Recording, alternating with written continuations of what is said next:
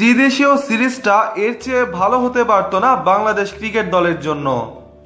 আয়ারল্যান্ডের বিপক্ষে ৮ উইকেটের বড় জয়ের পর নিউজিল্যান্ডের বিপক্ষে ৫ উইকেটের সহজ জয়। আয়ারল্যান্ডের সঙ্গে উদ্বোধনী ম্যাচ বৃষ্টিতে ভিজে না গেলে হয়তো চ্যাম্পিয়নও হতে পারত বাংলাদেশ দল। এর সাথে যোগ হয়েছে র্যাঙ্কিংয়ের তৃপ্তিও। এই দুই জয়ের মধ্য দিয়ে এবারই প্রথমবারের মতো ওয়ানডে র্যাঙ্কিংয়ে ৬-এ চলে এসেছে বাংলাদেশ ক্রিকেট দল।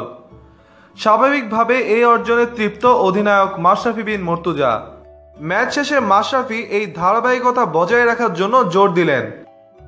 মাশরাফি বিন মুর্তজা সংবাদ ব্রিফিংয়ে বলেন, এই র্যাঙ্কিংই প্রমাণ করে আমরা কতটা ধারাবাহিকভাবে পারফর্ম করে চলেছি। এবার আমাদের সামনে এই র্যাঙ্কিং ধরে রাখার চ্যালেঞ্জ। এই ধারাবাহিকতা ধরে রাখতে হবে। দেখা যাক এবার সামনে আমাদের জন্য কি নতুন চ্যালেঞ্জ অপেক্ষা করছে। উল্লেখ্য, বাংলাদেশের সবচেয়ে সফলতম অধিনায়ক মাশরাফি বিন মুর্তজা। তারই হাত ধরে বাংলাদেশ ওয়ার্ল্ড কাপের কোয়ার্টার ফাইনালে প্রথমবারের মতো উঠে।